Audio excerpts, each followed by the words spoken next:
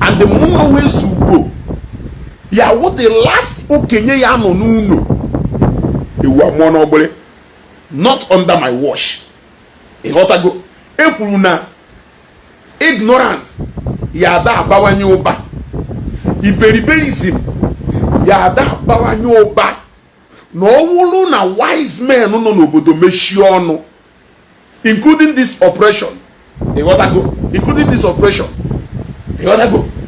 operation ya ada ga on na ọwụrụ na wise people nọ n'obodo mechie ọnụ.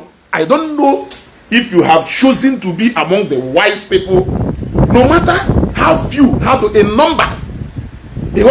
Esiokwu agbagha ibe ya okwu and chetakwa ife ngwara unu gbogbo ononselu aka akụ nwata you see she go gift. I greet you all. Church na-enye jena na-eme ezigbote nwanne ewi. I don't know if you have chosen or if you have chosen to be among the cowards, but not me, Ezugo. Ezugo. I am not one of those people you think you can compromise at the altar of emotion, sentiment, or even oppressing me. All of you now, Anna from now, Facebook, Anna my phone, but I will never give you people that attention you are looking for, especially umu iperi basi from Oka. Omolo funkaku eribo onni na ase no boso ya fun n'Oka. Omolo funkaku eribo onni na ase no boso ya fun n'Oka. Nenu ngogo iyeji we confront wun na fun n'Oka. Efu mekwa yekweni ubi ebe no. Nenu ngogo mago iyeji we confront Ezugo n'Oka. Mention the talk, face me I face you the talk. Nenu ngogo nenu timbago iyeji we confront n'Oka. Oka nka iso we nwelu. Oka nka iso we nwelu. Hi Chineke. Give mmadụ ji isi wee pụta na this generation anyị nwere. Give mmadụ ji isi wee like why is it that na generation anyị nọ na-ewu generation eyi afụ mmadụ ọkwadocha all time mana ịbịa na ụbụrụ ya upstairs ebe a onwere ụbụrụ at all. Why? Why? And the fact is that na fa na-eme this thing fa na-eme this thing fa na-eme ụfọdụ ụmụ iberibe anụrụ na-akụrụ ha aka. January, February, March, April. Anụrụ na-akụrụ ha aka. Ife unu chọrọ ụka anyị na-akpụsi ya iberibe unu na-abawanye ụba. Ọ dịrọ possible now. Onya can you caption this program Iberiberism chapter 1 verse 1. VeryDarkMan, greetings from America, the world power. Then see from the king and queen. It must be from Britain, the Great Britain. You got to go. I will one thing I like about you is that you always hit direct to the point. Thank you very much. Now, iberi basi from Oka. Amuhum ifochu wewolo. Na abia na most content creators no na Igbo.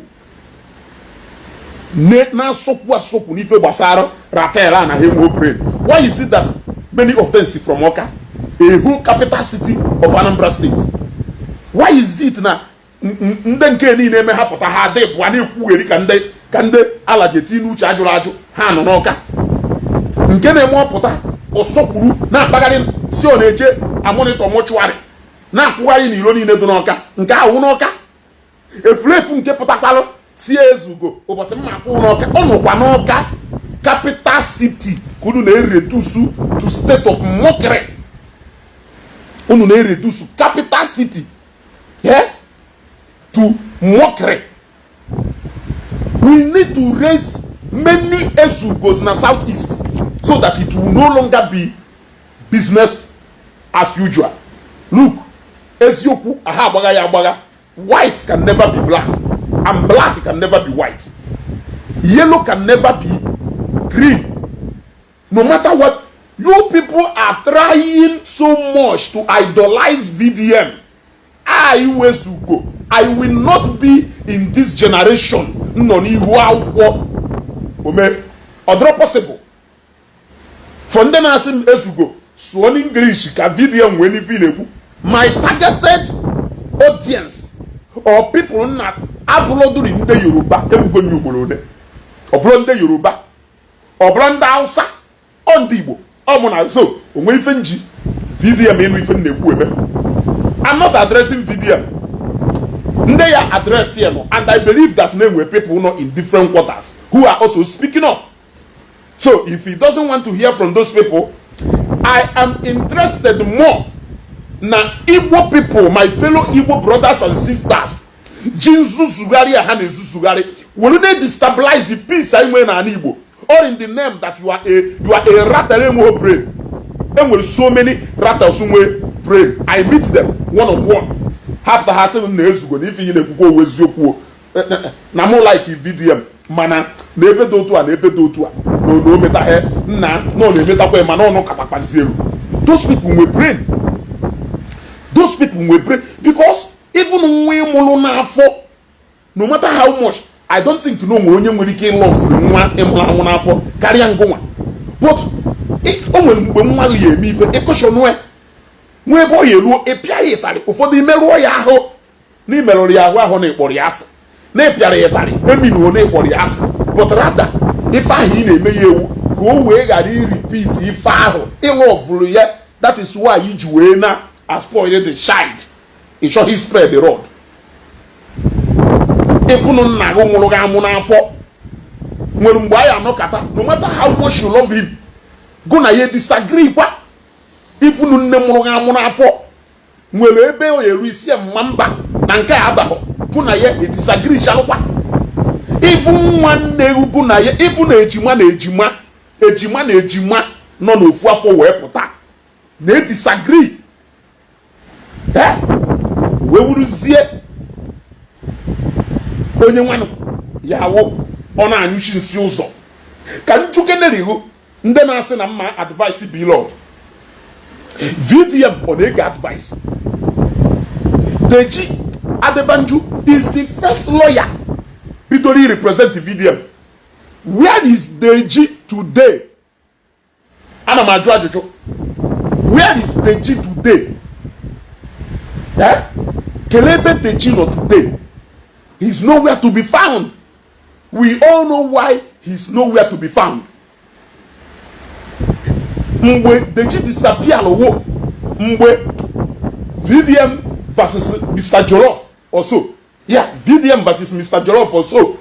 Ka Deji nyelu ye advice. Advice ya. Deji nyelu ye in private. He came on Facebook because no man go.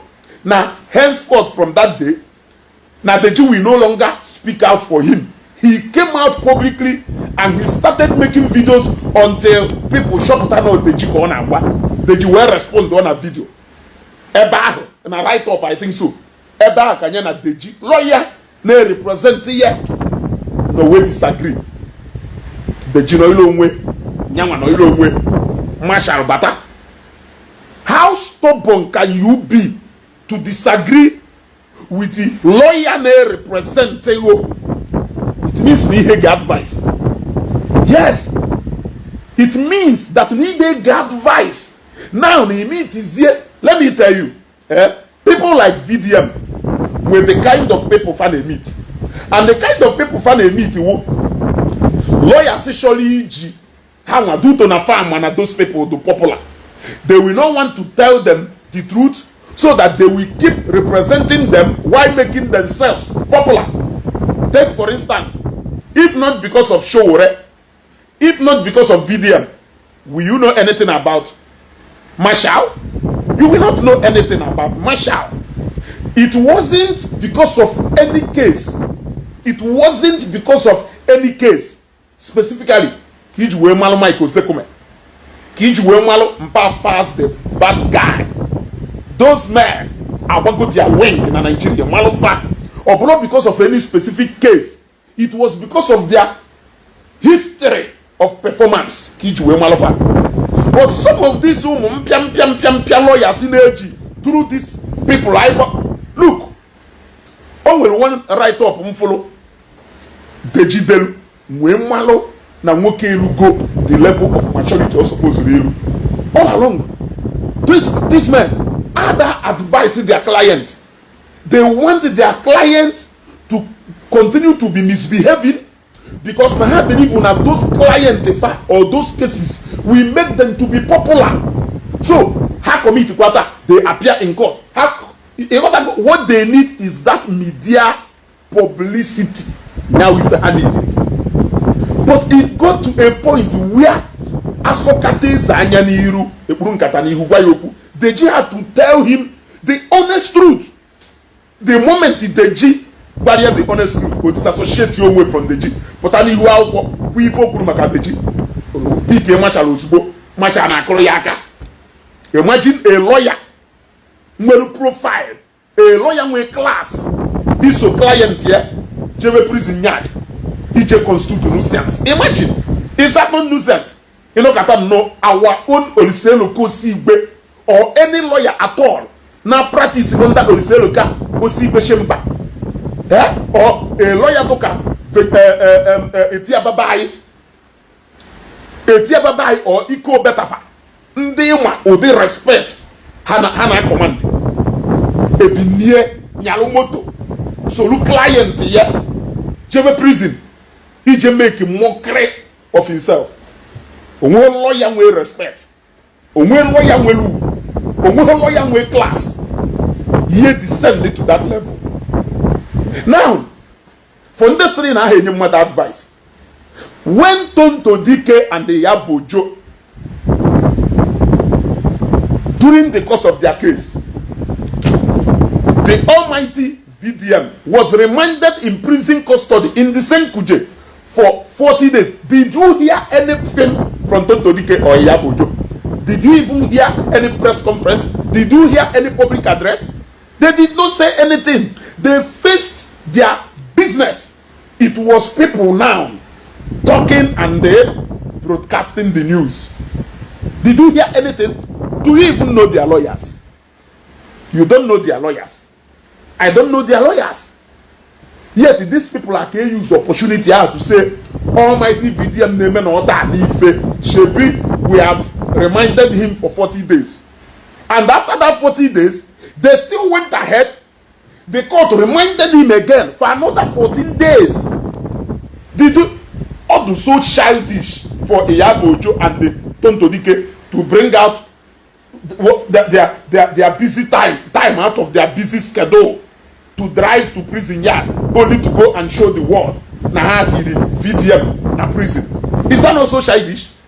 Maneselemo advice ya Blord, but they should advise VDM.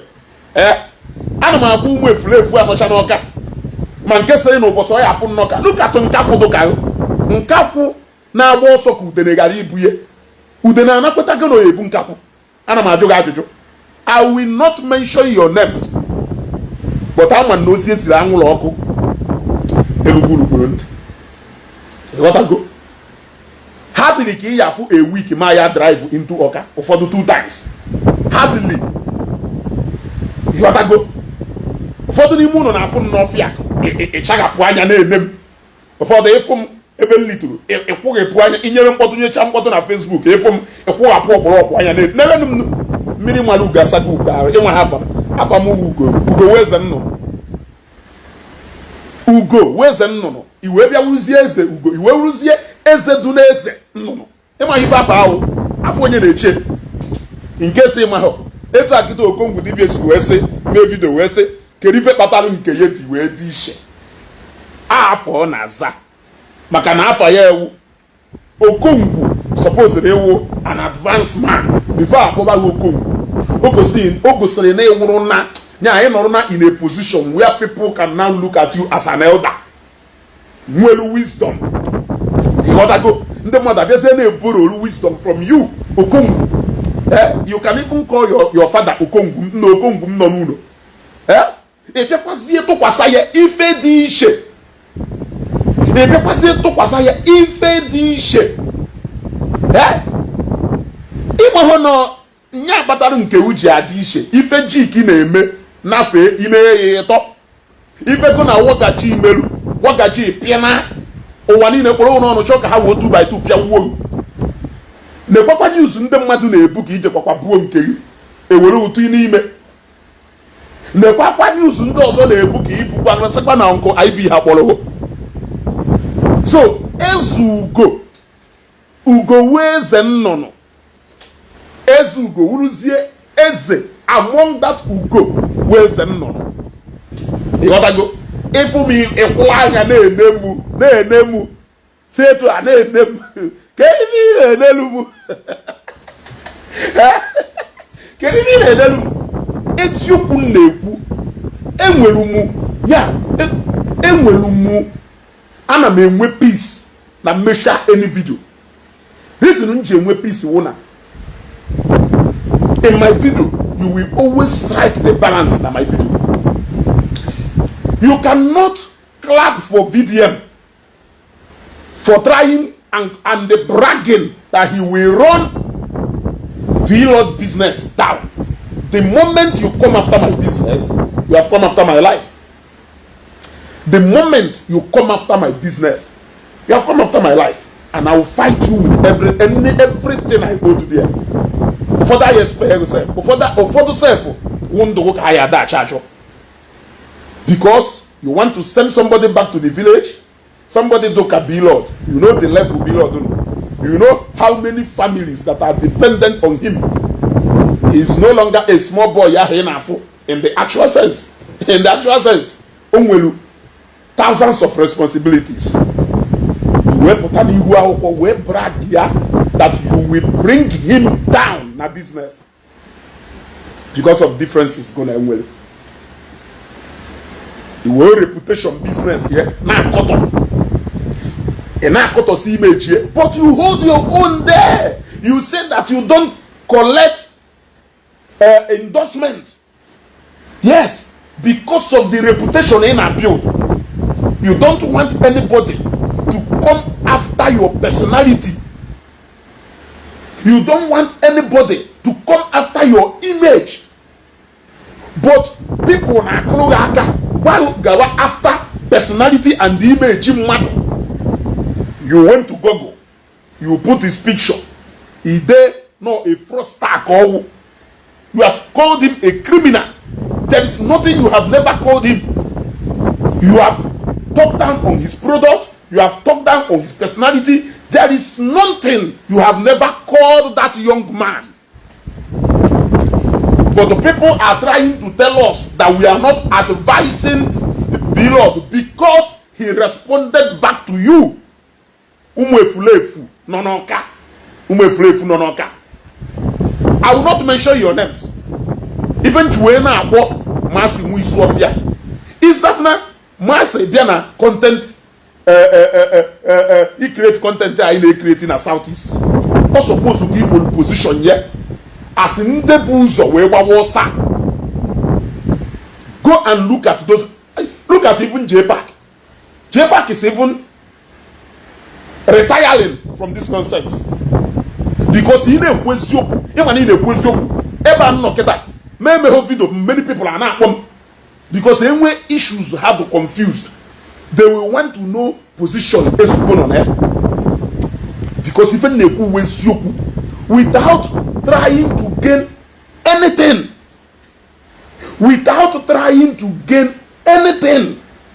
I even contribute my own where necessary.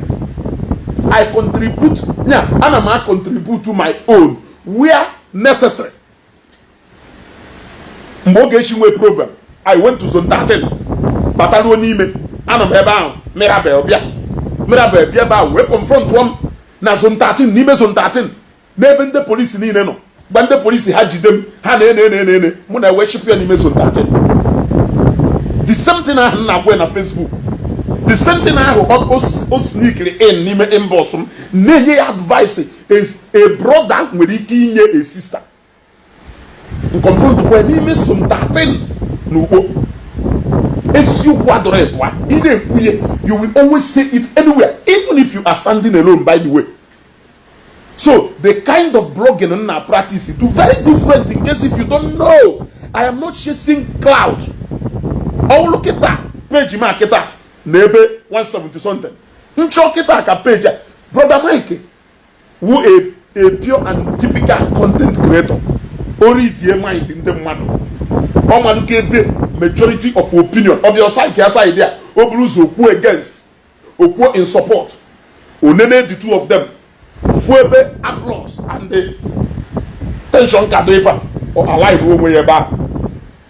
Those are people cholo ego Facebook show ye to all level. They can do anything to get it. So page market I want more show within this past time KC Blord anaga ko 300,000 followers. Akama join no ndera telsa who against Blord. In fact, if I turn now to say that I am a rattle page man, because he show me that say I will analyze issues more than Martin Musofia intelligently. O Chineke na-enye amamife, o mmadụ na-enye amamife.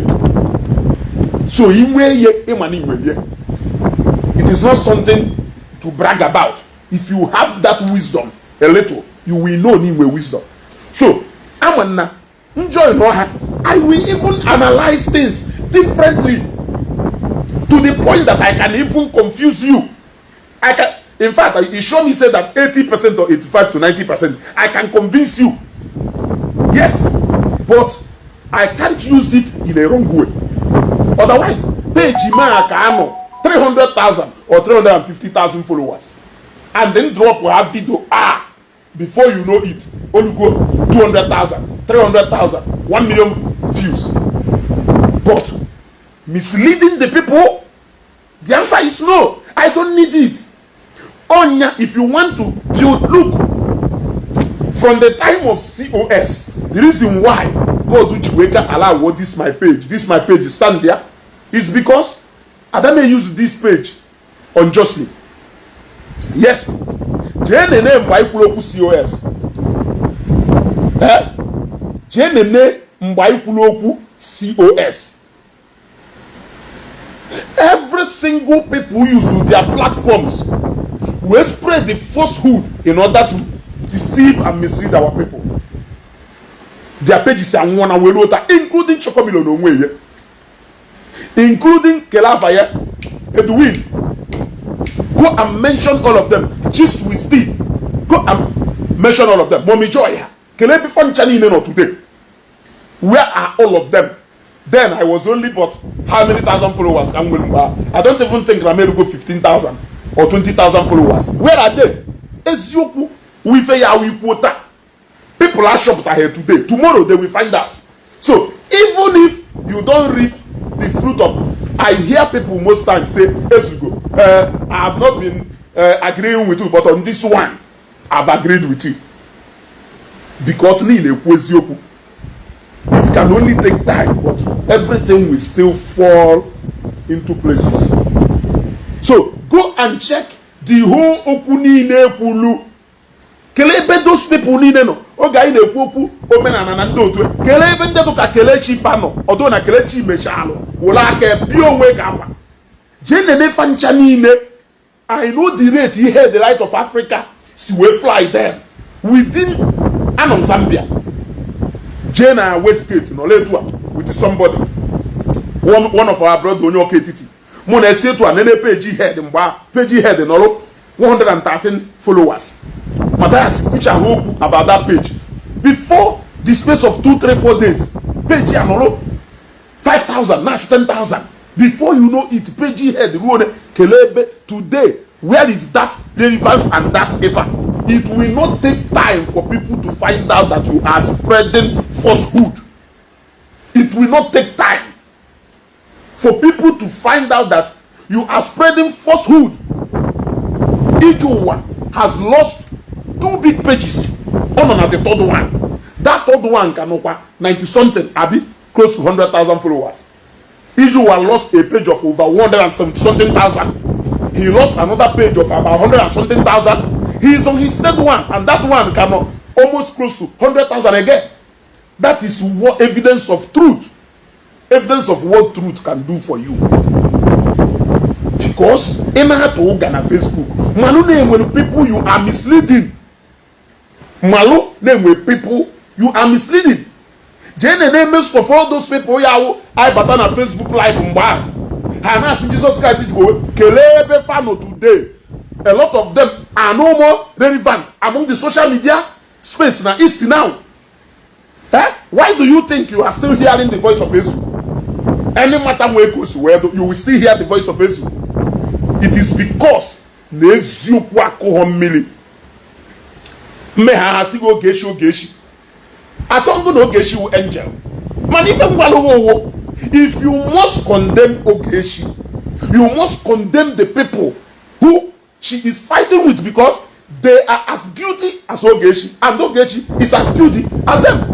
If you are not for peace, then you must say the truth, which is going to Ogeshi meta her, Mr. Okonkwi meta her, Mr. Keki meta her, Mr. Keke ni female Ogeshi ni female Mr. Keke. This is to a judge here. It is a no for me. But I don't go. This is a judge here. It is a no for me because now say na ebe nwata na ebe akwa alwaka nne ya no ye. Nna ya no ye. Somebody wey call me na phone wey say ezugo. No go Ogeshi mgbe akọ advice ya ye. Na ife Ogeshi gware mwegwe keri ife gware ye mgbe kpọrọ ye. Osin no kpọrọ ye gware na ife ọ na-ema mwesi ya na idaro ye. Nse na Ogeshi ebe na akwụgbo na Facebook. Nse mo bi ife ye eme nwata nwaanyị dị etu ahụ obepụta anya mmiri. Now this is a lady people bully go. Nobody has ever been bullied. It was we bully. Time before my Ogechi personally, before I knew her personally, I've heard a lot of negative things about her. Before that, they even labeled and gave her a name. Akuna Chicago. As a woman, Keluti Iwerike is a man. Nina Menka, Seni Wonyala, who never do. But the moment he reduced to go everything about her womanhood, he reduced to go integrity to zero. You people labeled her Akuna. You called her all manner of names. Now, when she reacted, you now want to judge her by the level of her reaction. The same thing with Blord. I want you to always see where I am standing. I've never come out to tell you in a video, but rather, only if you do controversial way goes where don't put a point. So the issue of Ogeshi and the Ndenya do similar to Blord and the video. You cannot exonerate video from the claim he is claiming against Blord. Blord can as well sue him not that over the same thing. Are you not aware? Blord can also sue him over the same thing. Evidence to everywhere. Witnesses to everything. Woman's witness major. So what are you telling me? What is it you are telling me? You now want to say that this is a bigger devil and this is a smaller devil. Yet they are both devils. But what may be big offense to you may be small offense to me. For example, if we get to phone the man get to go on my nerve. I know what you will do to me. A man need get to go on my nerves. He want to go. He want to go. So how many me see my blogging with sentiment? How many me see my blogging with sentiment? I want you to show me one single person. Personally, I'm a wasaga. I will tell you the truth today. Tomorrow, I move on to another thing. And once that issue goes, I leave it and I move on to another thing. It is not a long no.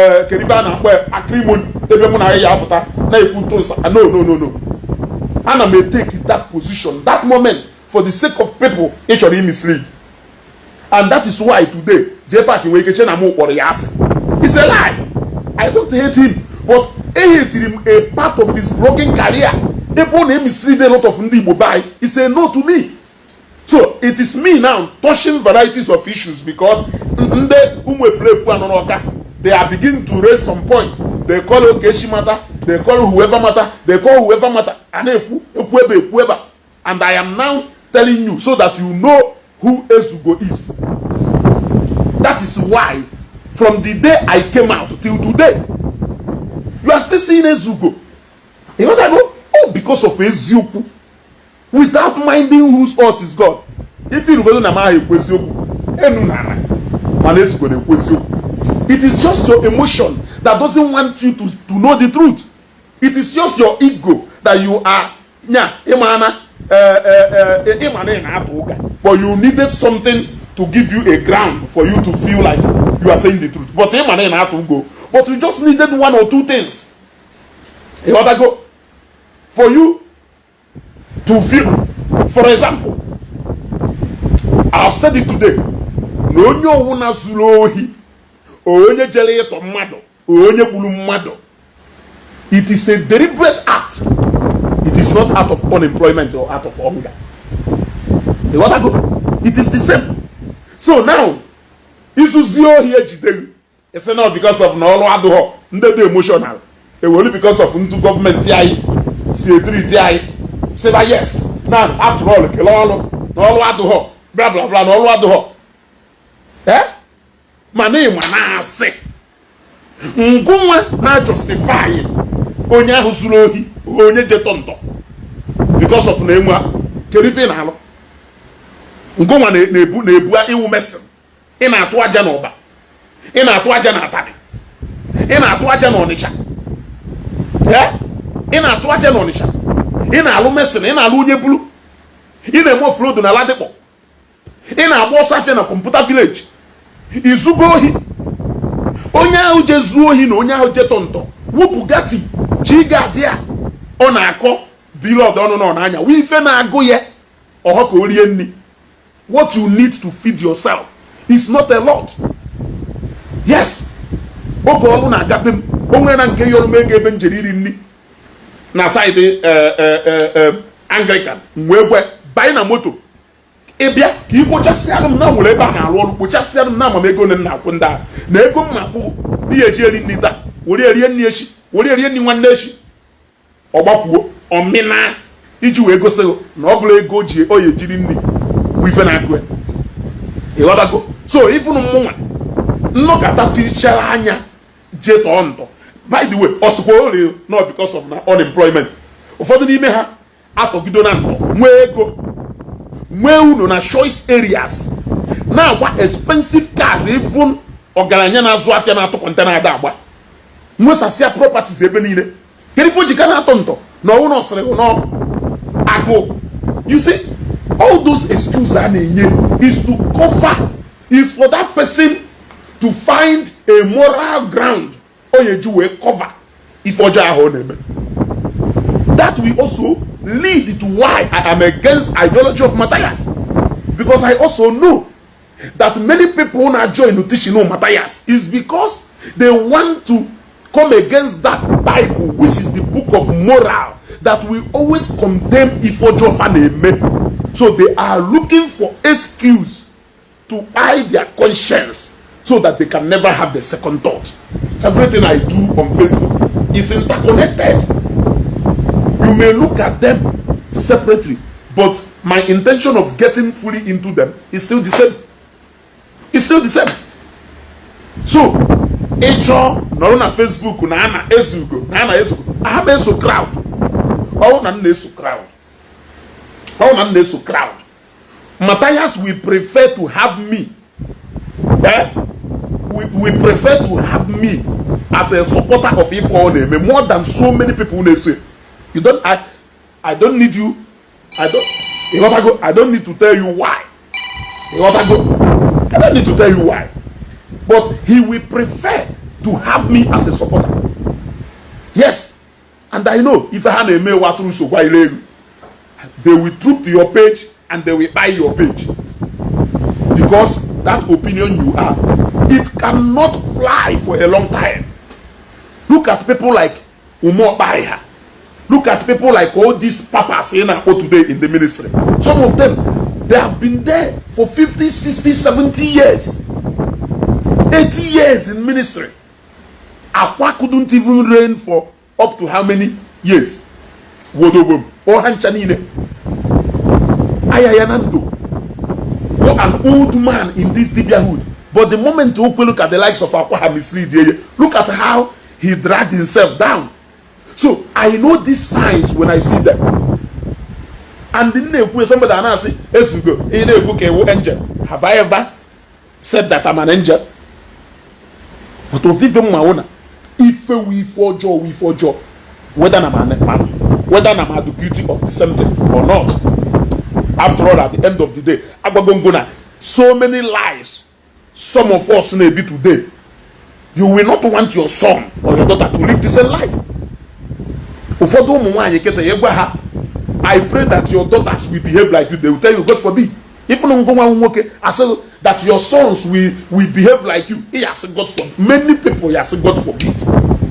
Why you God forbid? Man, at the end of the day, if for joy, we for joy. Why for joy? For the sake of younger people who are coming up. Videos we remain here. Look at the video. Keleba neje dig imokeba neje dig putaria videos ebo bu amoyenaka. O manatata ya detua. Oh no manatata ya detua.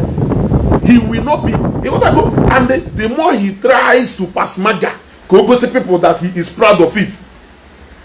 Blord ended up making people to realize that he's not proud of it. Because at the end of the day, I will keep sending you more of these videos. He stopped along the line. Yes, he stopped along the line.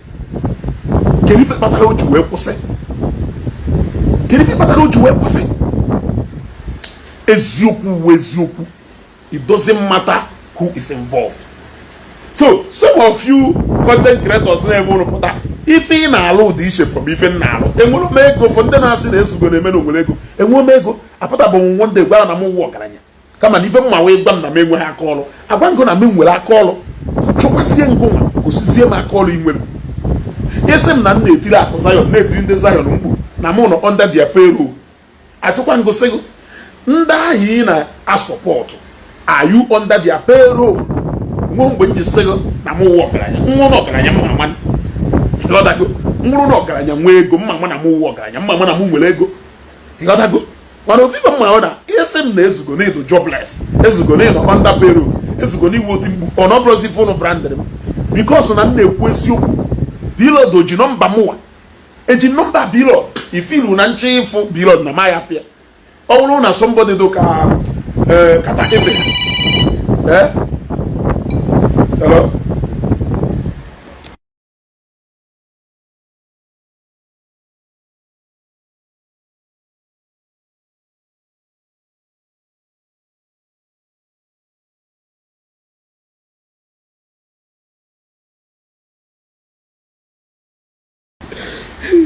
You want to go all the same video? You want to know camera? Somebody na come back. You want to go? Where hapunya? You want to? Where hapunya? Oh, Nande to Kakata. If I can come all the way from Lagos, if I want to see Blord, it is 1 minute away. I will. If Blord, it will not take me. It will not take me to 1 hour. It will not take me 1 hour. You want to go? I know how many people. From Ebenezer,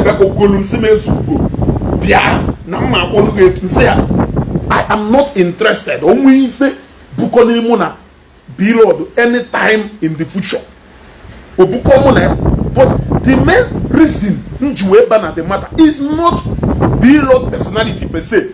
It is because I want to correct an impression about VDM. It has nothing to do with Blord. It has a lot to do with VDM. But when you do most of these things, people don't understand. I say, the same thing with Zion. Now, so many of them we defend Matthias anywhere. Did you see Matthias na pero? No. Mana etilezugo. Na pero.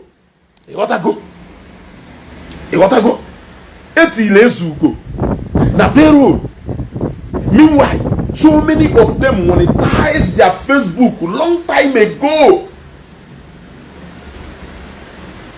I only monetized my Facebook last month, which the payout for last month, the money for last month, no, last 2 months, I have not even taken. Okay, last month, I have not taken. You got to go? I have not taken. You got to go? I have not taken. Can if me when you monetize here, I'm monetizing. You're doing that time of Blord and VDM saga. We shop time na a billionaire, doka Blord monetize the page. No doku doka VDM monetize the page. And motive from Blord. Motive from Blord, which is going to now Blord he take advantage of every opportunity that whether present or not to create another even just what have you been doing all this while?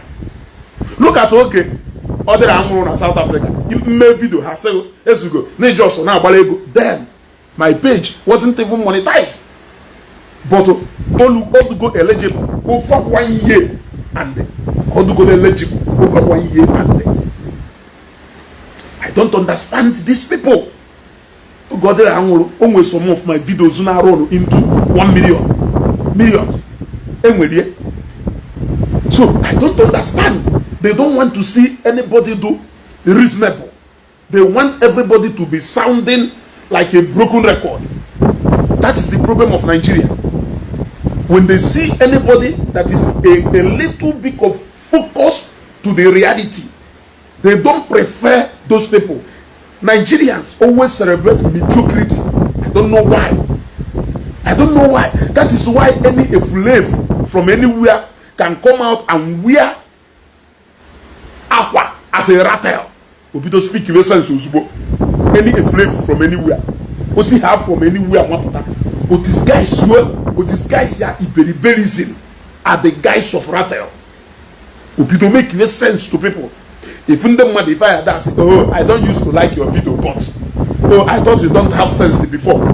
Then you will have sense supporting video until one day you will want to tell him, bro, Abba. That day they will also remind you that they thought that you have sense. Yes, that is why today some of them thought that is show them with brain. That is why some months back they thought that Nakelafa 19 Wuka Izutek. Yeah, Izutek Aisha Konim with brain, I am honey wonyala. But Izutek when with brain, Ratel Governor Anambra, who will only try to break it out. And they was at the end of the day, there will never be an Izutek without Ratel. Whether you like it or not. That is the kind of aura you people now appeal to among yourselves.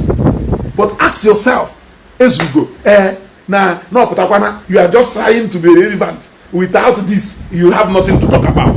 But you will always want to listen to us to talk about another thing. If you go with that question, there is a secret which is going to Ezioku. Edward Owolo Masidi say with the etymology of Ezioku is Ezi, which is good. Then talk, which is you gotta go. That is the etymology of Ezioku. Obiara for Egyptian elite in the 1902 from the Ecclesiastical Latica of the Vatican. Okokosia wood. Ewulukwase. Now idea under big grammar. Some of them doesn't even exist in the dictionary. Exist. You can only find them na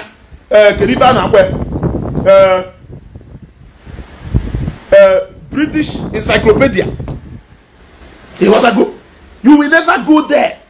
And when you deceive, is she deceive an Igbo man? So my grammar. It shows he confused you finally. So few people the opportunity they can now twist it into 100. Would you deceive intelligent? Yeah, you're intelligent. That is why some of them you just say yes, go speak English now. So they are pushing for let's go back to their root, but they want, which is that their Igbo mother tongue Igbo is part of that root, but they want to test your intelligence with the language you also. Can you find a shop? So Izutek today he has tried to two times. Two times Kochogolu break here away from the shackles of this ratterhood. Okay, because at the end of the day, he has realized that Izutek will cease to exist the moment he break away from Rattel. That's right here. When Bomechaluko reduce Rattel to court. Yes, the post is there. Or reduce Rattel to a court that he has chosen to stay away and do his own thing. That henceforth he will no longer talk. In fact, people should not associate him with Rattles again. Then he found himself being drowning every day. Etwa has he recruit a Jesuike na pay junior zago yi han chani ne recruit wo face yenyawa. He jumped back again. Onwekwa another matter potakwalo. O potakwa ko okuko opinion nye. Ha chokwa. E wotago. O withdraw kwa. What of Tobe? What of Tobe? He reduce go profile Tobe to 0 today. Maase ana me bulugu nke yo na amuma. One day. Baka manna. Eshini ne. Video nkwo maka mmiri enwu ile okala. You will not close your mouth. You will like to come out. Ama munde ya wo video nkwo maka fa. Okwo maka first person. Who make a second person, who make a third person, you will be forced to talk.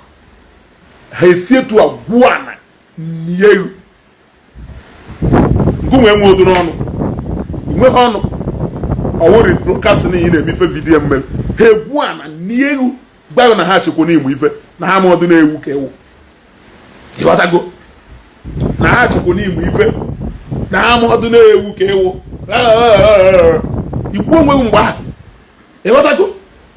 Odogu Kiwi suffered the same fate. I can go on and on and on. Blessing CEO Mweru Panta with VDM. They fought dirty. Then along the line, he thought no, you win sympathy. These people. Obido support wa VDM. Maybe case in yana Blord. Hanchani the troop go back to her page. Just so he will sense secretary. If you don't go away sense now. Ole Jirikwana, Hanchani they unite Kwana, can be quiet again for the second time. Look at it. Emeka Chuku, brother Mike in Kebini. He used to be part of the people now video. He had met or no kata, where shall say, or Poligo can be a ratio on social media. But those people will go Kahana to him. They got to go. Keta. Video nyons say no you say or before you cool or but say no you say Hanchani echigakwana on a hand drop video bam within 30 minutes you will drop that video if for 3,000 reaction on a clue where you are driving away your real fan base and you are replacing them with fake people or even when the nwoko nyu pomelo onwe one of them go for Jacke, shoot for such real followers for Yananya. Where what impresses Siendo to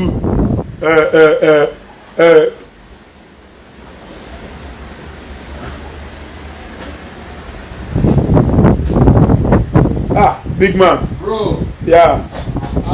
Yeah, I did fine. You get on your live. Yeah, I did live broadcast. Enjoy. Yeah, no problem. Yeah, fine. Really, Newt. Yeah. Okay. You don't put on. You don't put on. No problem. We are not saying anything. Okay, well, that's you need a wine opener? Yeah, I don't say. Okay. Okay. Okay. So I can continue? No. Okay, thank you. So, you gotta go. So, or drive where you replace here the actual followers here with those people. Today, the reverse is the case. Because each of us, hey, let us be sharing. Please, it will always rotate back to that side because the AC is on, but it needs this fan to function very well. No, I'll set it.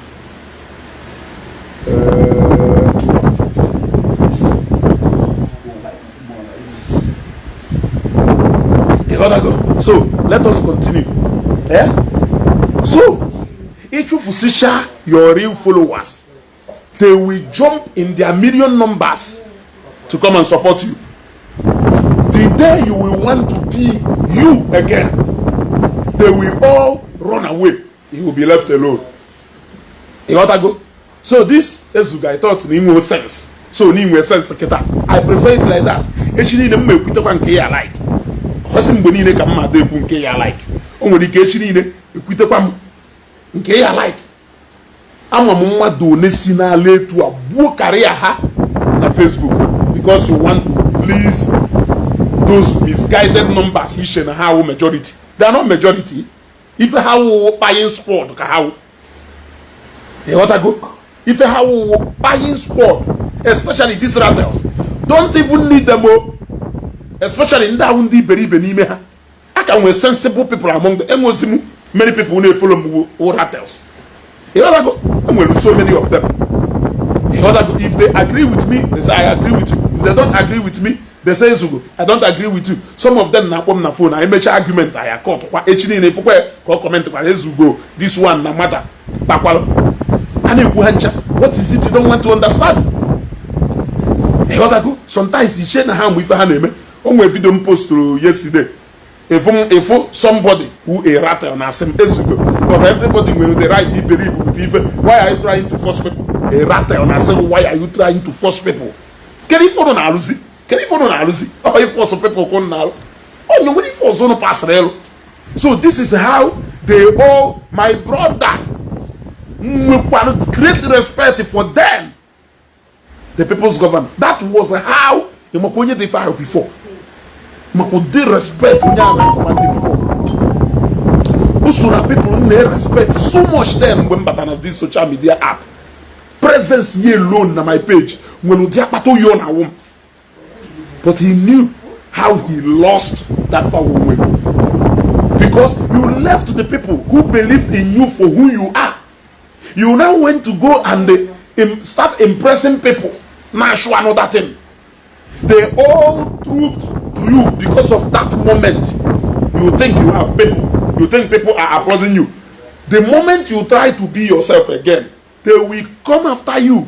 Meanwhile, you retire, go those people who genuinely love you. You gotta go. You retire, go those people who genuinely love you. Do you want me to keep mentioning their names? I can mention so many of them. I can mention so many of them. But if you want to look at those areas, look at Waja. Way far he can nyaimoto ya into different places, but that personality before. If you hate him for this, okay, before play like choose to like him. But at least he has remained Ifa. And that is why I will always choose Matthias more than many of these people. Because since Matthias, and then he do change it. He will also change for good. He will change for good. So then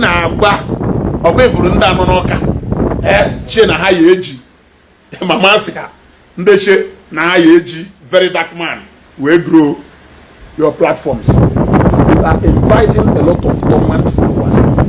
And you will lose your voice. There will come a time where you will want to be yourself now. You cannot, because you have compromised at the altar that you want to gain sympathy followers, which, by the way, they don't last. They don't last. That is why you will always hear people say, they say the fan is disturbing my program. So the wave, because of the wave. Yeah, Alisa, thank you very much. Consistency is the key. Yeah, thank you. Consistency is the key. So there will come a time you will want to be yourself. You cannot, because you have mortgaged who you are at the altar of sympathy followers. Who doesn't last?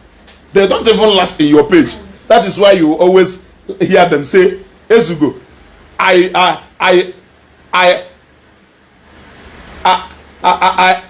followed you during the time of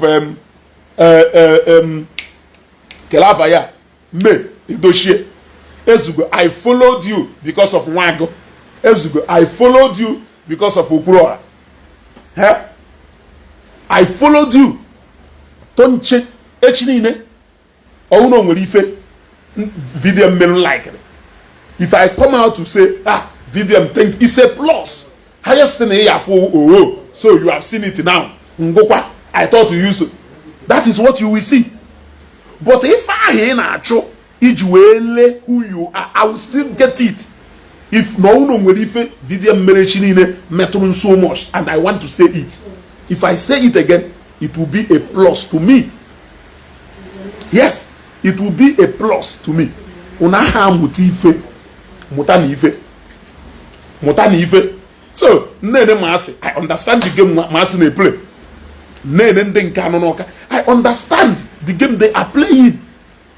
But that game it will not help you. It will eye you more. Yeah? Jena commented, Brother Mike. If any na koyono, Apollo, look, these rattles beyond VDM. Who else do they know? Even the oracle, with the oracle. One potentially decide ya question no VDM. He will collect. Even MC Aproko potentially correct ya VDM. He will collect. Yana Pokopi is a channel who has said there was a time Pokopi was not seen in the picture again.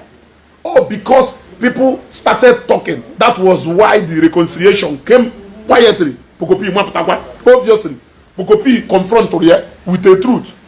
But he did not push it further. That is why Fracas Hejo on Facebook. But people are not very close to them. So this is a man who doesn't want to take correction from anybody. So who are you? If you wake up tomorrow and decide to say your mind, he will control his misguided crowd against you. Tell me who is that person among the Rattle coordinators that will dare come out tomorrow to correct him.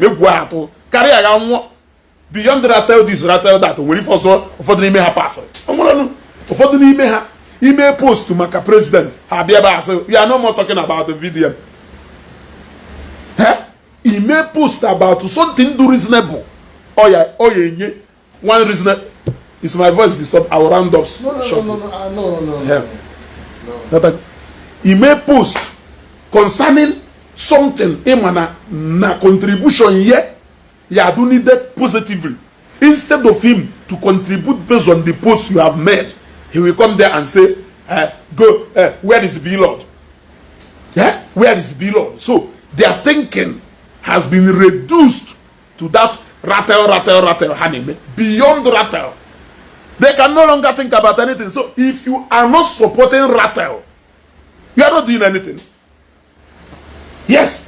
If you are not supporting rattle, why made you post about anything? You ought to go. Eh? Comedian Koboko, you see?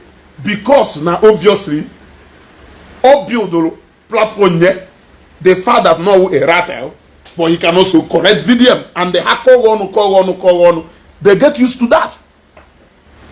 Oh, build your platform there, but ndeni na ya VDM nonse hapota. Mokono kala umani meshirono kana oya wepota. He support where emission ekunoku ubu and prestige you. Adoro. Yes. President Odi Peter, I welcome you. Ugu adoro. So ebele na-emelu ha, you have programmed yourself beyond rattle. You only feel issue about any matter outside rattle. You go collect. You will collect. Yes. And I, as you go, I have chosen not to be that coward. So when you show na afam, I will not mention your names. Na afam, man kesele no boso ya afum no ka. Nji we se nkakwo nezo ka egbe yara ibu eko egbe ona kwetago no yebu nkakwo na esilepelepu. Okwetago no yebu. So useless run page you know. Look at somebody to come answer. You have a platform you can use. You have a platform you can use to advocate for Igbos. Look at the wonders Blord and Igbo is doing. Look at the wonders Los Zeus is doing. Look at the wonders Kibo is doing. Look at the wonders Apama is doing. Raising men. Mention the names of those. Look at Shifimo. Look at the wonders Shivimo is doing. Look at so many of them. If they are not raising men, they are using their platforms to advocate for our brothers. They are using their platforms to advocate for good government. You are using your platform to be singing praises to VDM. Ekuoku, ikuo, na enwere onye no na ana Igbo. Onwere onye no na ana Igbo. Enwe a program of 70 million poor man. A program of 70 million poor man no enweghị ike undergo. Okwuru ole apụta me onye ahụ galanya. Onye ahụ wuru millionaire overnight. We ga and a transplant ya cost 50 to 60 million. Ese na ana Igbo enwere mmadụ. Na onwere onye ya ekwu n'okwu. Look at one broadcast okwuru ora mere maka ụmụaka. Look at what happened. The social media went and you are saying na ye nwelo people nwe voice na ana Igbo. And that is how you have reduced your platform. You have lost your voice. Beyond the voice of VDM, Massey, you don't have any voice. I'm telling you the truth. You now speak through EK VDM. Minus that, you don't have any voice. A short try here. Yes.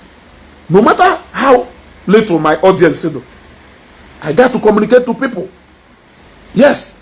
No matter how little you feel my voice is, you think that most of these cases are they without VDM. Now they without here. Eh? Now they without here. I'm an assault here. I'm an assault here. Mmadụ na mmadụ nwere problem. Onye nwa nele moto. Ọkwa Mercedes GLC. Worth over 30 something million. Yes. Mbakwa ne. The other day, the GLC bata. The GLC bata. Our brother na social media. I did not drag him. I did not come to shine. You did not even know about it. You don't know the people who are involved in it. Mana, do I need to make noise? Do I need to cause damage where I am trying to fix something? Meanwhile, this is somebody who systematically turned our Igbo brothers against Blord at the altar of tribalism. But Nde Bini bloggers neku against him. You can never hear him respond to them. You can never hear him respond to them. But onyo wana pota na Nigeria owolundi Igbo China if you need develop ikwu on emotion of onye Igbo inwete obido vibrate iwe iwe lose your voice ego. He's in onwelo a blogger. Okurora, Los Zeus. Mention them. Chifimofa. Doing wonders. Can them meku? Ha can go. Doing wonders na Igbo. Their platforms who got sent. Call to an Igbo. Nelo Josh. Mambo Nelo Josh. I don't know where that girl is. Manachineke ya goes that girl. Eh? Nero Josh.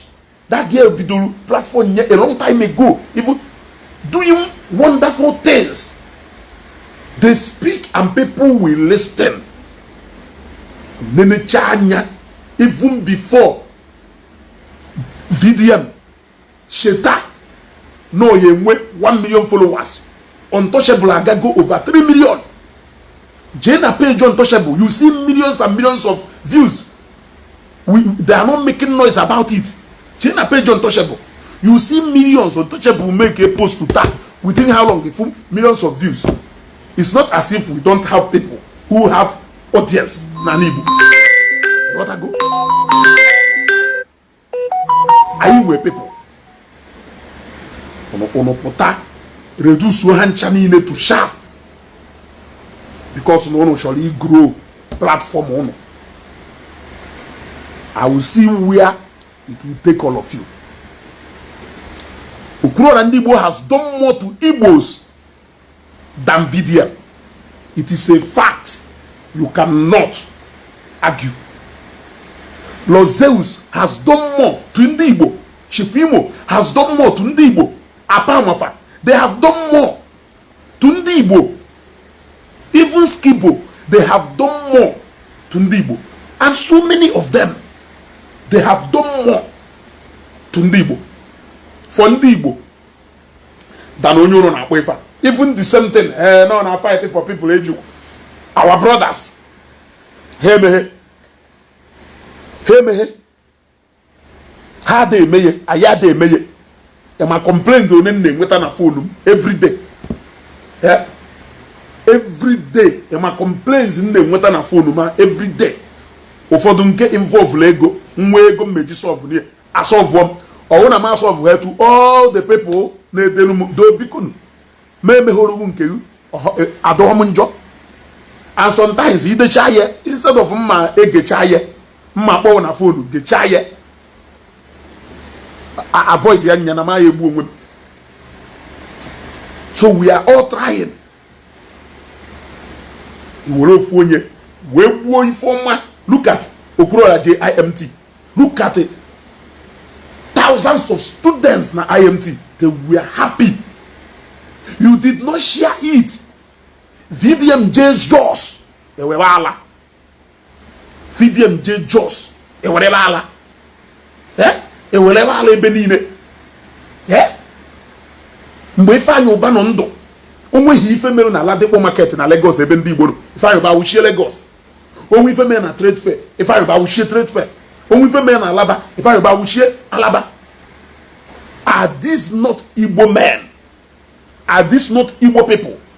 VDMJ Joss, J Benue, Inezuzugare na Facebook, na Pupuri na Facebook, na Pupugare na Facebook, Iberi Bereju Benine, na Naposiala, Eche Uyala, Iwolundi Igbo, Igbo Handi Igbo Cho Fifeku, Ifa ka one former governor of Ekiti State, Kelafa Efa Yoche, Potaro Bosia, Puyerie. The one city boys are all coordinators here, not the whole state. Ona totoro kwa no because they made the choice. Ona totoro kwa na ha, yebe ha, nde Yoruba nyelo na aka na ege ha, but e bia be ha, enwekwara nde do ka shine opela ha, enwekwolu nde otu ha, etu ifulu esi we hocha. Obi Kubana, enwekwara nde ahoro na west, nwe nde ahoro na north. E ya furu nde nke ahoro na north ka na akọ hono. Ya fu ndị nke ahụrụ na west ka a na-akọ ha ọnụ ọsọsọ ndị Igbo mụ ife so ụnụ mụ ife iberibe na-eche na ụnụ mụ ife unu na-eme. I will choose Okuruọra 10 times before I will choose VDM, whether you like it or not. I will choose Okuruọra ndị Igbo 100 times. Ego ne ka atụtara ya na NGO ọ na-ezuzugara na-enyegharị mkpọtụ ị na-eye Okuruọra ndị Igbo na-ereziri poor people over 1 billion. In case if you don't know yet, imagine na Okuruọra decide zie ka o mee launching na onwego NGO tie account number si ndị Igbo ha kwa ewe ụgwọ within 24 hours. If we have over 1 billion na account wa ma no homo. Okuro and Igbo no kataketa mepe NGO. Sinde mmadu kwa ewo ụgwọ na this NGO. Within 24 hours, if we have 1 billion na that account, ma no homo na gwa giver. Because ekoneka this young man nwelu na NGO account for over how many years? Over getting to 2 years. Okuro na anolu go na one setting raise 104 million within 24 hours. And they only raise such amount of money, 70 something, 80 something, 50 something. Keninde na akwu gwa ndị Igbo na akwu ye. Ndị Igbo na akwu ye. Mana ngo one way platform na Igbo donor say no VDM wonya work ibe. You even rated him among our people who are doing wonderfully well. Before VDM Bagota, I am with voices na social media na Southeast. Onwere mgbe J Park with the real okwanyo ono. Ha mekwe because of Nagono. Onwere mgbe J Park, onwere mgbe na-esa akpọ J Park internet FBI. Man he lose the fiji day bube. I agba ni lose the fiji day bube. Onwere mgbe J Park with the real okwanyo ono. Okwu ahụ mgbe ko si wedu J Park kwuye. Not until you gotta go. So, ani Igbo nwere people who mgbe governor Eziokwu na-eme ọgbanye social media ọgbanye ife etu a ona command the respect. I know them. I know when these men we are commanding respect. Ndị Igbo nwere mmadụ. Ndị Igbo nwere mmadụ. If a VDM na-eme na recover ndị mmadụ ego, ọwa na ịmụ mgbe governor Eziokwu na-eme.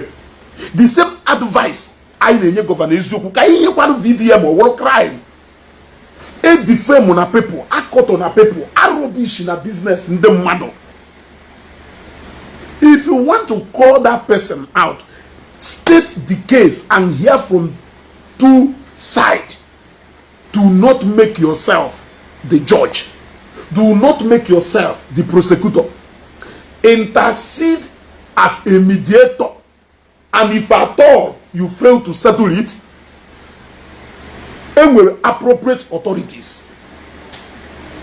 Now, if I na advocate them, Governor Eziokwu mechalo, Mana shrine o native doctor, Jebru native doctor. O mere na this social media. So, kedu ife dey file onye a na-eme enweghị ndị Igbo merie.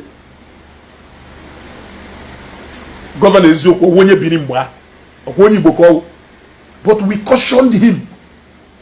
We cautioned him then. Mgbe ọ na-emekwa the same thing. We cautioned him say no. Instead of each can damage a business, these people, call them out to play the role of a mediator. They ought to go. Dalu in the Santiago Goas, the highest effective woman na Igbo, a plant a seed of discourse between the adorers and the Zionite. The enemies will creep in. That is the greatest deed, and the AC true people may expect we achieve for you. Netim Uabo. Netim Uabo. Netim Uabo. Can you find him? Tell me. Even then, Governor Eziokwu, you mentioned your case. And we supported him, but if I do not cut us here, these people. Call out their cases. Hear from both of them. Settle them. And if I told you, support when you need to take appropriate measures. Yes. Take appropriate measures. Provide the name and these people will establish business. Because if a police is on it, no one ablo onye na-egwu wayo. Onye na-egwu wayo nwere ike go. The same advice ka anyị nyekwalo, anyị nyelu nwanne anyị nwoke. Ka anyị nyekwalo. VDM ibunie from nowhere. Ese na anyị egbuo mmadụ. na ya kpọ onye asị na ya eme onye ife ama onye nka. So I don't understand. Ma asị pụtazi ọsọ na enwere mmadụ na ana Igbo na ọwụrụ na vidiyo ma emeghe na ụmụ onye ya emezie ị na-apụ mmemme. Ị na-apụ mmemme. Listen, ị na-apụ mmemme. That is the only time ị nwere ike ịkọ tu ahụ ị na-akọ. Kedu ife vidiyo mmegolai? Has he ever been able to confront the bad government na torment ya? He knows the problem of Nigerians. After monye meru video, he shared it on Aqua Defense. The guy gwara ya na if at all na VDM will power due to influence among our majority of our youth to call for a revolution in this country. The guy will say, but I don't know why he's not doing that. And anytime you bring a matter of such out, he always have a way of escaping from the reality. Since you already know that the system is the problem we have, why can't you go straight ahead against the system? The guy will, what is the reason? That the same system is the reason why he's paying VDM systematically. Because Nigeria don't matter today, his relevance will disappear. So that is why he will keep ignoring the government, who are our major problems. I don't know why these people are always like this. Eto akamata ya sisi we have government also na government mi federal ayema oka na mataya say happy show ndoka. Instead of going after ndoka, why can't you go straight to the government? Ka government mezi ka ba edom ka oka disappear alone, ka people fuzie no onwe any reason. Nemu any reason patalo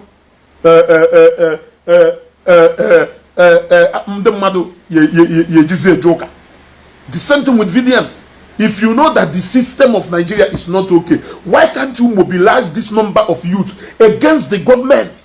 Why are you going after individuals just for personal gain and relevance? And each time, okay, Emelu demonstration against the new electoral act, you disassociated yourself from it. And each time after I recall your attention to the ills in Emelu, you disassociate yourself from it. But you keep trading on those abnormalities for your personal gain. Huh? What again are you telling me? So why not go for the government? All these things now, instead of going to Jos, to go and create attention, instead of going to launch an NGO so that you can go and start renovating school, why can't you go after the government so that they can use the resources we have to renovate those schools? That was the same advice you gave Sheyi Tinubu. And you forgot that, just like you, that Sheyi Tinubu is just an ordinary youth like me and you, that the difference is that it is not his choice that he is the son of the president. It's not his choice. He was born into that family. Minus being born into the first family, he has a personal life. And things can touch him the same way it touches you. Are you saying that he cannot show benevolence to people? He doesn't have emotion. When he see a youth that needs help, he shouldn't help. And when he help out, you will remind him that instead of him helping, that he should have gone to go and tell the father to do the needful. What of you? Why can't you go direct to the father and address the father instead of you trying to raise an office in the name of NGO that you are going to help people, doing what the same government is supposed to be doing? And that is how gullible most of you are. That is how gullible most of you are. That is how they manage to turn most of you into tribal bigots. Common sense is not common. Common sense is not common. That's why when they say that it's a political tool, I don't disagree one bit, because the kind of relevance he have, it wasn't him that led the NSAS is more like a revolution on its own. Yes, NSAS is more like a revolution on its own. People led that NSAS protest. Where are those people today who played a major role? Where was VDM then? He was nowhere to be found. Yet, Nigerians rose up and spoke in one voice for once. Imagine if VDM, since he believed he is the unity now among the youth, imagine if he led a end-SARS protest like of revolution against electoral act, against injustice by the police, against so many ills our government are doing. And he unites the whole rattles and channel their fight towards that area instead of using them to oppress personal individuals.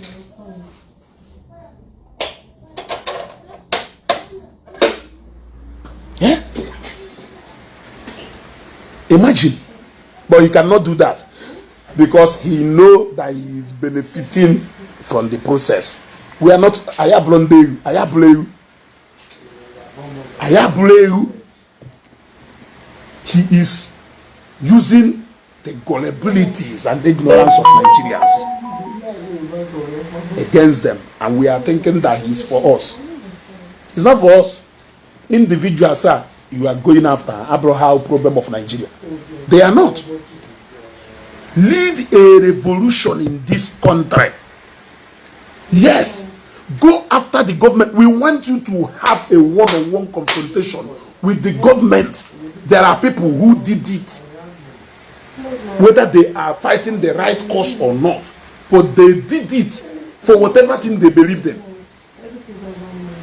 Do it for once. We want to see you have a coalition with the government for 1 year. Let us see how much more you can last.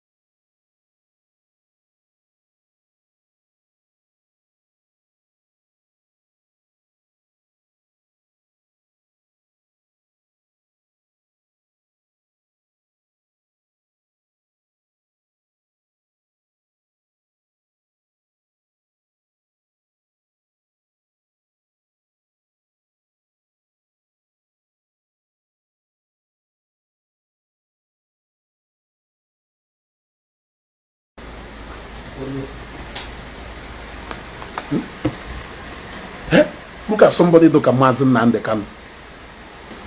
Those people face the government, whether they are right in their request or not.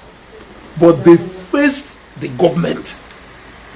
Government was their target, their fight against the government. Not you go to fight individuals. Look at people like Showore. Showore that you are fighting.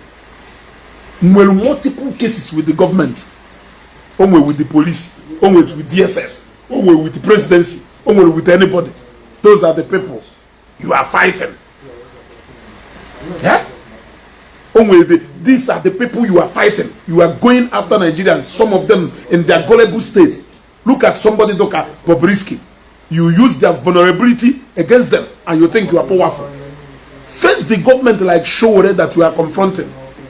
You think you are anybody to compare with Showore. Yeah? You have a case with Yabojo. You have a case with Tontodike. You have a case with Nemdem. You have a case with Blord. Which case do you have with government? You have a case with which bank? Diamond Bank, Abi, which bank? It is only the case in with the EFCC. With the only first case you have ever have with a government institution. And you think well, anybody in this country. Yeah? Challenge the government. They are the real problem we are having. I want to see you in court with the government of Anambra State. I want to see you in court with the police. I want to see you in court with the EFCC. I want to see you in court with the DSS. I want to see you in court with the House of National Assembly, both higher and lower chamber. I want to see you in court with the presidency. We know that you are powerful. You can't be going after gullible Nigerians, having personal cases with them, fighting with Jollof in a plane. people are not. Then we will mistake you and we will want to replace you with. I can even choose Deji Adebanju. I will choose Showore. I will choose those men. Those men will pause. Showore can look a minister in the eye and call him before Chorekwe. Look a president in the eye. Motinu before Chorekwe. Yeah? You have never done that before. Youth leader.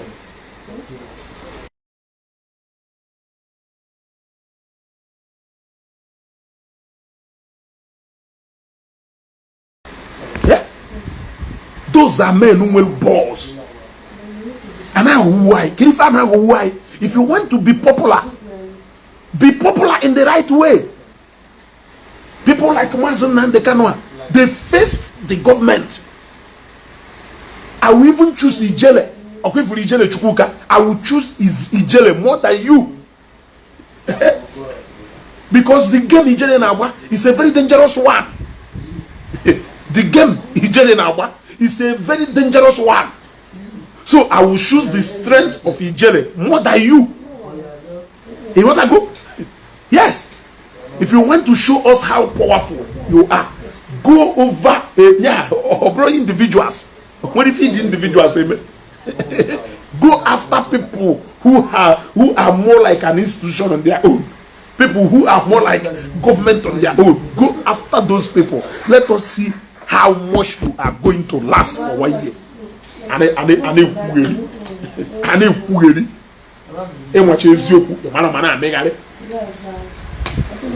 Yeah, I draw why you face with government. Yeah, na the youth, the link among the between the people and the government. That if he comes out for any elective position, that you are going to support him. But you are the fourth arm of government. What is the fourth arm of government doing? The executive, the legislature, and the judiciary.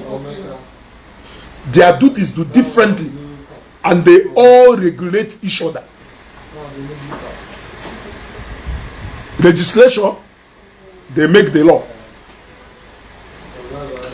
Judiciary, they interpret the law. Executive now enforce the law.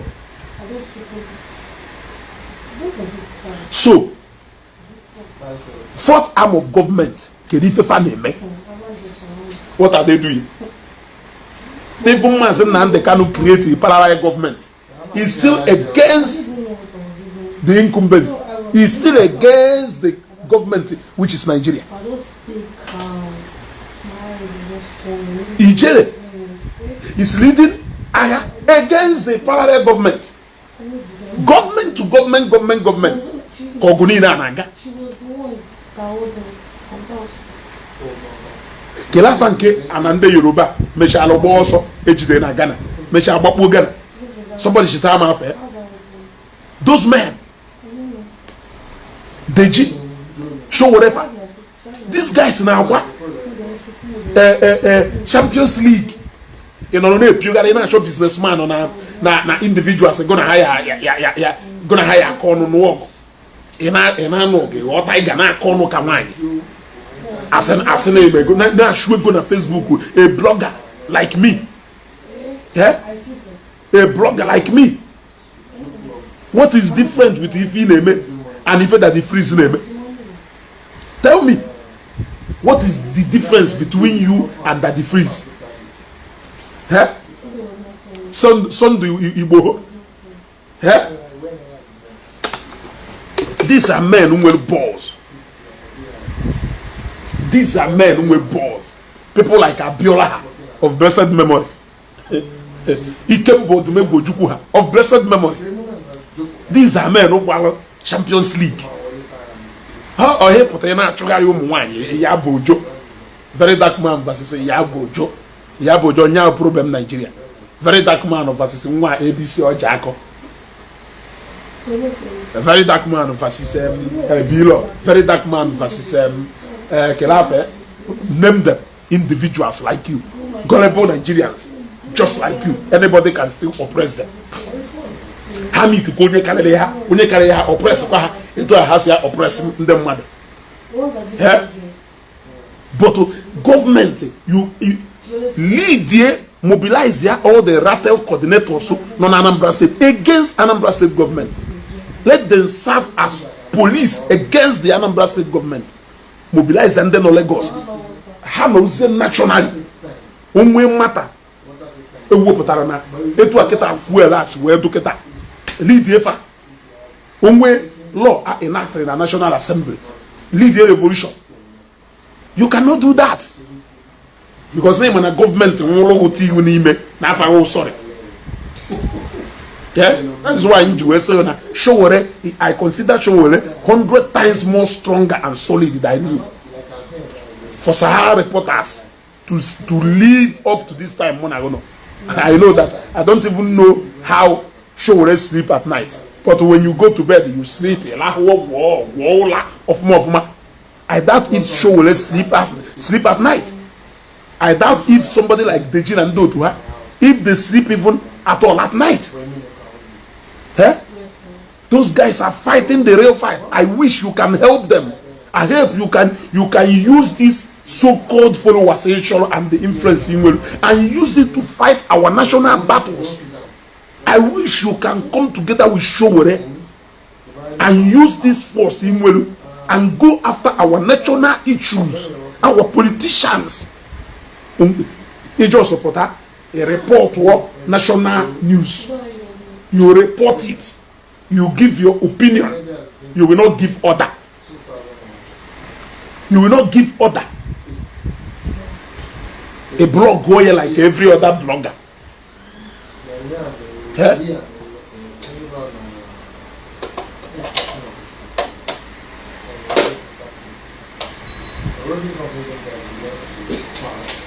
Yeah. And if we are talking about you are so you are so powerful. Bakam to show less you. Would you say that government? Would you have that kind of followers? Can government ye malo? Mbaho the actual and the real hero. You cannot be a hero in this country if you have not collided with the government. Fight the government and stand. We'll call you the real hero.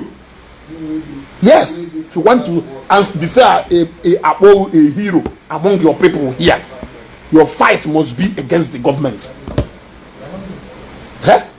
The issue of a tax in poor Nigerians, you have never revolted against it. There are so many issues lying there and here and there. You have never revolted against any of them. You are so comfortable going to build schools and hospitals. Individuals in their personal money. If it is all about renovating schools through NGO money, Kiju World Champion, Keriva Yapo, Apostle Shibuzo of OPM, what will you call him? A man who over 24 free schools, traceable. You can see them. It is not hidden. A man who will more than 500 children under his care. A man who will more than 3,000 to 4,000 adults under his care. A man who will more than 300 families under his care. A man who will more than 20 free estates. People are living free. A man who will more than 15 free hospitals. People are taking medications free. If your popularity is all about building schools, renovating schools, what will we call people? Like Apostle Shibuzo. These people, they don't do fundraising. They use their money. They use their money. And if you think that doing that fundraising is why you are champion, what will we call people like Okuro and Ndibo? It's a question. Can you find Okuro and Ndibo? Kamasi Mui Sofia or the blind? VDM Jena school or Jerry Novete. Masiani Kuiri. Kunye lose brain. Did you see him blog about Okuro and Igbo? The other day, Okuro made free medical outreach. Attend there to more than 2,500 Igbo people who munne mona masse. Mana living sumu woma. Jane one school dona Delta State. Masse apota. VDM Jane school do no bode Bona Boy. Oh Bona Boy wotale ege jialo. Masse apota. VDM Jane one school do na Abuja. Masse apota. Ineto onwe ule ana-ekwu ha nchọwuloku. How many times ụmụazị one kụkwuru ọlakwụkwọ na-alụ gwa akwụkwọ na UNEC, UNIZIK, mention them. How many times go feed go to schools? How many times go empower go students? Okurola has done more for students more than VDM. You want him to be poor? If you don't know who he can crack NGO, NGO gonodo. Because they poor no put a chalk on no shit. Or we will kaka in Mr. Integrity. VDM go name with on Facebook now. It's enough for him to shut down that NGO and use his money to do good for people. You have not even praised Bona Boy. Half of it is we praise VDM jealousy. Bona Boy puputala ego be a DOZ. Nya wolega just supervise your school. Ana lube. Iwe na praise onye dilozi. Carry onye woputala ego. How many times have you ever talked about Bona Boy? I have never heard most of you talking about Bona Boy. Who is the financier of that project? Who flew you all the way to Port Harcourt, by the way, to go and see the government to collaborate on how to do the road yearly to this school? I have never heard you talking about Bona Boy. You are talking more about VDM jealousy. Carry on your water go for Ndrozi jeleje. You people donated the money. You are the real heroes. Okurola will always give thanks to people who donated. Okurola sebula no go na. Onekene nde water ego nekene ha na say ha na. Without you people there will be no Okurola. Very appreciative of people God will use. We na finance ministry ya hono ne. No pride at all. Okurola no pride. Mana onye nke awo onye mgbaji ozi Okurola furu onwe ye as a messenger. Onye nke awo a messenger nwere pride karịa ndị na-eji ozi ọ na-eje. Ona sem na akụrụ ya aka. Ma sị sem na akụrụ ya aka. Ema how many people look at ife Zeus melu small. Look at ife omelu that boy akalaka Oshaka Ogono. How many of them? How many of them can Zeus take Igolo out of the street? How many families can Zeus enforce Mande Awadoho? Mande, how many of them? Madone Kotri in a school. Now, do you know what Zeus family has done to the families of Igbo people? Do you know?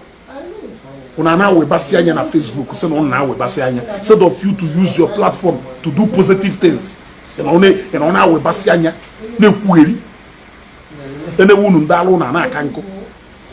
me to mention names? You want me? What of Skibo family? Do you know what Skibo family has done? Come on, I'm disappointed na Skibo so he made it. I'm very disappointed.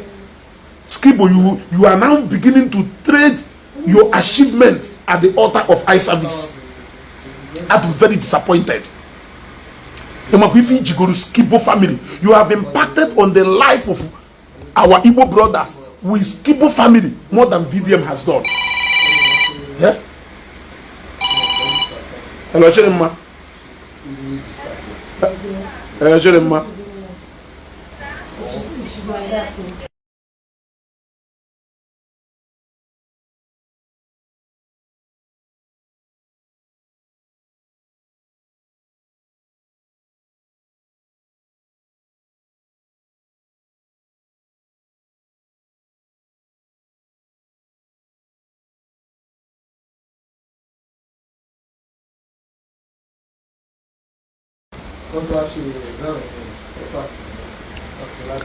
So I will end this program now. I will come back again. Ka izopia ife a na-ewu ka ozuka ka ndị mmadụ zuo ike. Ịghọtago? Ndị mmadụ zuo ike na akọdo ife a na-akọ. Look at Skibo. Ịmakwa ife Skibo megolo. Ịmakwa Skibo family. Ịmakwa ife Skibo. But look at how Skibo has left his own call to go and support another one who name eye service.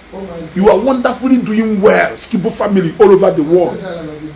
Ne more support etu a esenye video. Ka ebe video engineer nke eme. It has to take King Mish to drag him out to start working. Eh? It has to take King Mish to drag him out. Government otorunde mmadu ga gwa na government ekweghị nye ya approval. The moment King Mish pụtara, government nye ya approval immediately. Say no ma ife ọ na-eme. He went straight to work. He started showing us school. Since oji we me fundraising na won all over school etu a. Emo na school o ya lugo ya carry go 10 or 12 or 15. Eh? Meanwhile, ndị omena na-abụzi eziokwu na-celebrate zie karịa Matthias nwe free hospital. Ọkwa ha sị na Matthias nwe free hospital.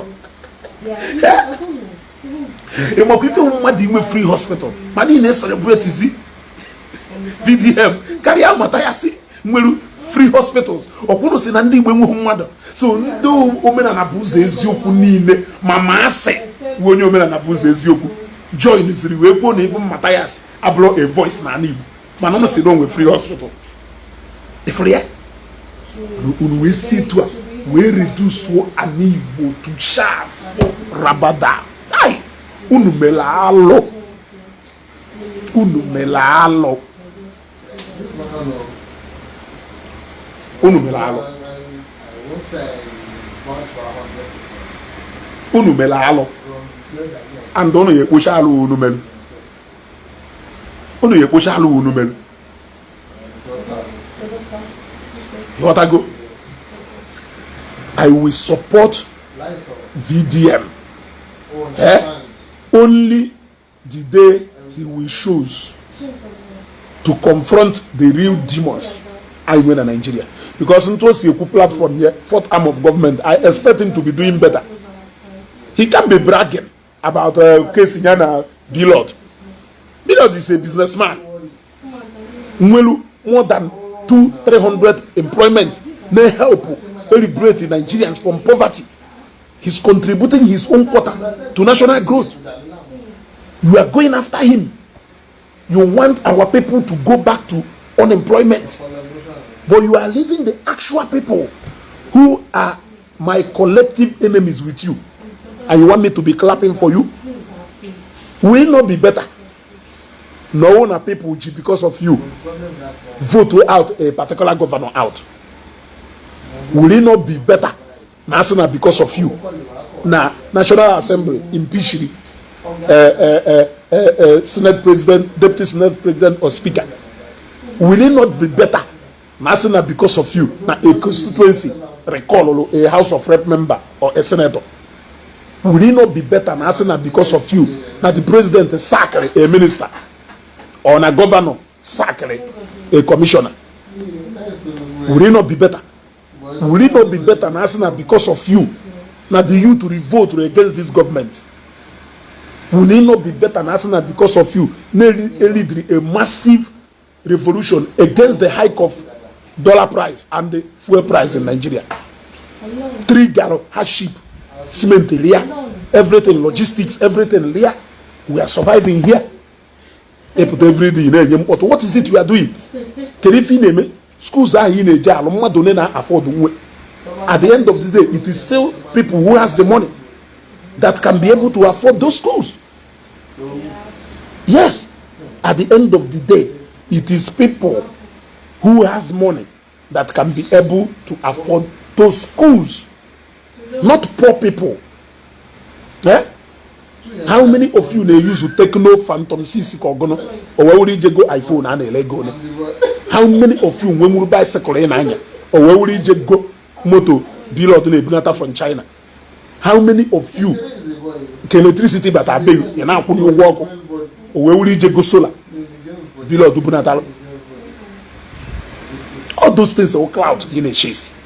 We are not fighting for Nigerians, poor Nigerians.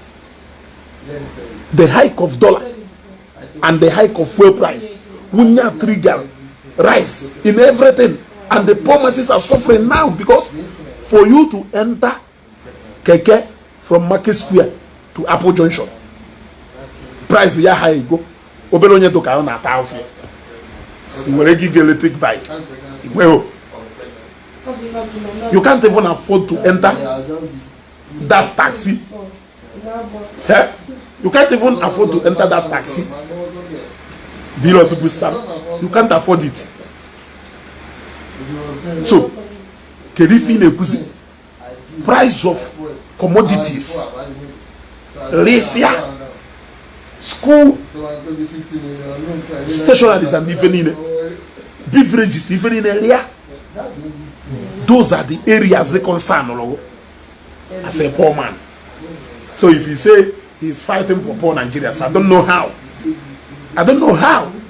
Because in more ways I can choose not to import my car from America. Yes. I can choose to buy it from Nigeria here if I have money to buy it. Even though they go from America, it better go. But I can choose to buy it from Nigeria here. You gotta go. And so many people, instead of pre-ordering to get it shipped, they go and buy it here. Are you not aware? Yeah? It is an open market. Homani na yejewe balogu ni jego mmanya. Ufodo ya bia ba gorie. Homani na yejewe Lagos Island ije go akwa. Ufodo na yeje na street na go gorie. Homani na yejewe China ije go akwa. Ufodo yeje na Lagos Island ije gorie. Homani na ya ba keke ba bus. Ufodo ye buku boat or Uber. Homani na yeje na Maputo jerini. Ufodo yeje na Messi One. Ufodo yeje na nke Kelava ya Droba. Ufodo yeje na Mega Chicken. Ufodo yeje na expensive or Chinese restaurant. So we are in open and free market economy. What I go? Where people are free to give their prices. If you think that na moto galalono na first stack or na moto galalono na ladipo, generally luxury car. It is for people who understand what luxury is all about. They will prefer to go to Lekki luxury car. Je go moto e man oje na bega. Ugota moto with 10 million or 15 million naira cheaper. Oje go yeba. So what is it you are saying? Gonna matter about a plane oje go business class, go first class. Why na go one on the economy wo time we jiritu na America kan nyanwa jiritu. If you send the book private jet, we made the same traveler madu bal boss we me. Meanwhile, you be na boss. And will executive. You want to go? And will executive. Na Siena, no ordinary Siena. We boss. We luxurious boss. Price is handchani in different. Passengers na no badona handchani in when they travel. Can you feel your problem? JNB level wulu je guru that thing. Don't make noise. Massive. Ne kueri. Eh? Onwe ho dia to maya maro. Mmanya nlele 550,000 eba. Je na cage. Ije gori na cage. Careful.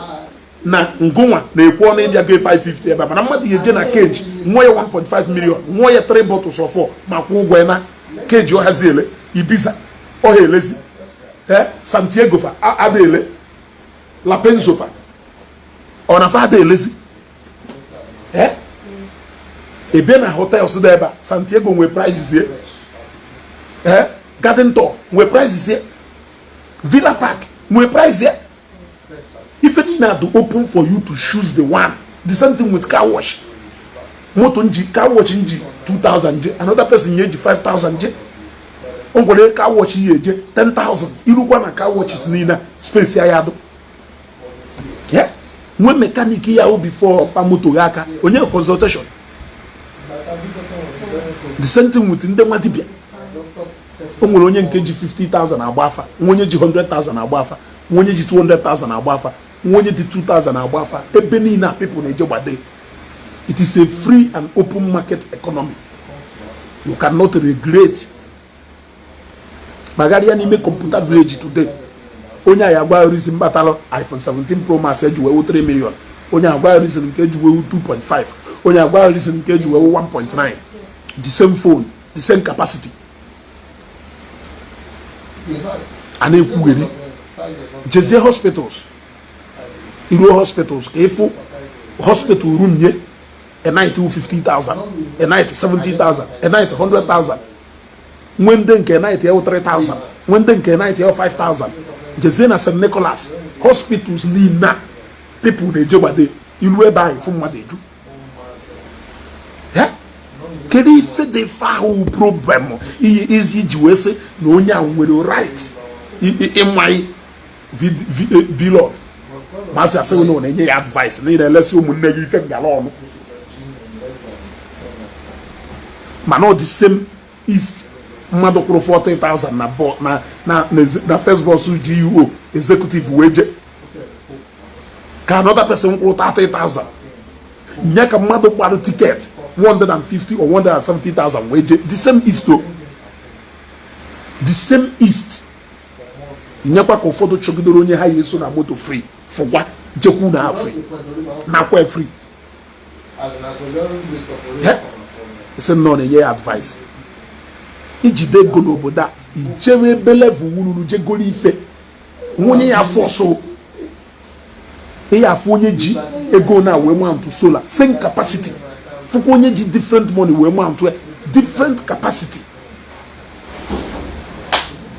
I will leave it here. Darling.